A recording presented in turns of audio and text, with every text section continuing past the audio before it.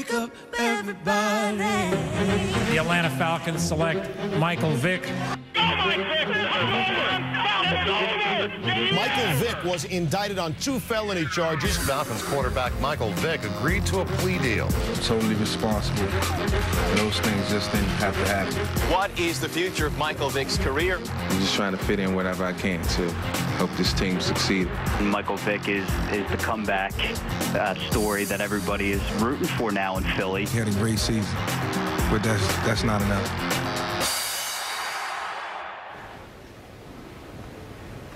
An incredible journey for Michael Vick. It's part of the national parable, this $100 million contract, federal felony, the comeback. He's now the Pro Bowl starting quarterback, and of course taking the Eagles into the playoffs. And of course Vick, as we portrayed recently on Outside the Lines, through bankruptcy now, trying a payback plan through a court-approved plan. And as we heard in that report, Jalen got a lot of bad advice hangers on early on, drained him of his money, even before he had his legal problems, which raises the questions. Young athletes coming into money, presented with that opportunity, how do they select who are the people around them? And how is that decision-making process working for some and not for others? Bob, the reality of it is it's virtually impossible, because a lot of times some of the people that you try to take care of, some of the people that you try to help guide and navigate end up being the people sometimes that resent you the most, because they didn't get it all from you. They didn't get a chance to establish their dream through your accomplishments.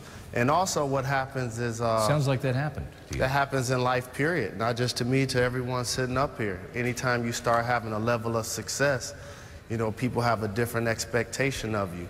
And really, sports is a great microcosm of that, because as an athlete, everything's on blast. How much money you make, where you like to go to dinner, everything about you personally and professionally is in the public eye. So you see a player get a $5 million contract, there are people that's trying to figure out how they're going to get into his pocket, directly or indirectly, whether it's a family member, whether it's a friend, whether it's an agent, whether it's a manager, and you know Uncle Sam is always there. So you go from having a $5 million contract, the headline in the paper, to really getting home, and you probably have a little over $2 million. Oh, poor baby. No, that's just, I'm not saying that for empathy. I'm just saying that's the reality. The world sees the headline. They don't read the story. Randy, what kind of conversations do you have to have with kids bound, for example, in your case as a head coach, towards the NFL? First-round kids, you know what they're looking at. They're slotted in there. How do you impart that message? You choose carefully here. Well, you know what I do? I tell them about a story that happened here in Atlanta. One of the guys I coached at the University of Miami was Ray Lewis. And Ray put himself in a tough, bad situation. And when that situation came upon him, it was the people surrounding people that he was around. He wasn't surrounding himself with the people that he needed to be with. Like Jalen said, it was somebody trying to get in his pockets, buying into what Ray was doing, helping Ray be something that Ray wasn't.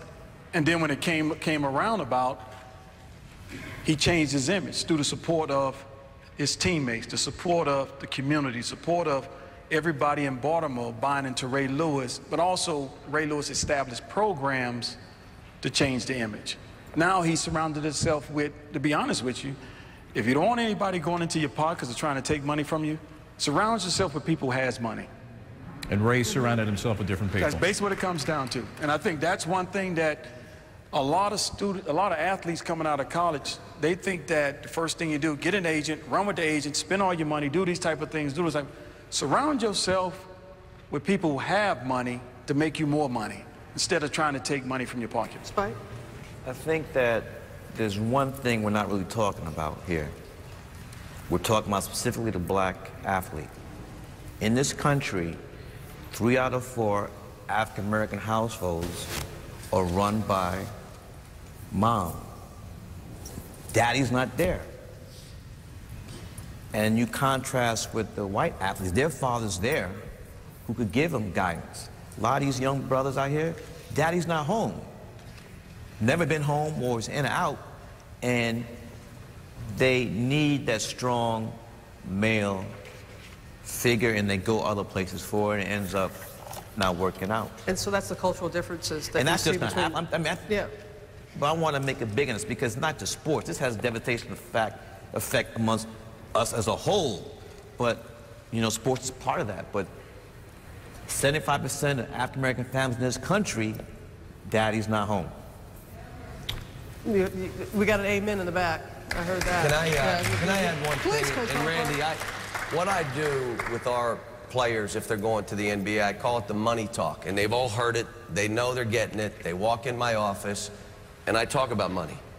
And I talk about, you take care of mom, that's what you do. And then the first $1 million, now I know these are big numbers, but these guys are making millions. Yeah, right. You put that first $1 million away.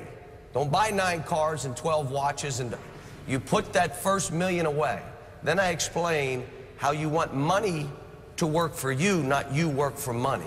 Coach, can I ask you, how many, in your entire career as a coach, how often have you had players who've had a father in their life, or when you go recruit, when they go to their homes, you're talking to moms, right? Yeah, and I am, and you know what? The best kids, the strongest kids I had were raised by mom or grandmother. So don't think that that mother or grandmother. Oh, they're doing a great job. They're doing a great job, but they need. Look, I'm not negating the hard-working mothers and sisters out who are doing a great job, working 2 and 3 jobs, taking care of their children. I'm not saying that. At the same time, you need father in the home. You can't. No question. No question. But for me, when I give this talk, I explain $1 million in 7 years. Don't touch it. It doubles. You're at $2 million. If you get that $1 million and that's what you have to live on, you're going to live on $60,000 to $100,000 a year. Or if it's $2 million, $120,000 to $200,000 a year. And you never touch the principal. Put the first million, and I have that. They don't all listen to me. But I try to explain it. And then I tell them when they come, if you think you're leaving early, you better take a financial management course, and you better educate yourself. Because if you're not educated, you're going to get fooled. And if you don't understand money, it has wings, and it's gone.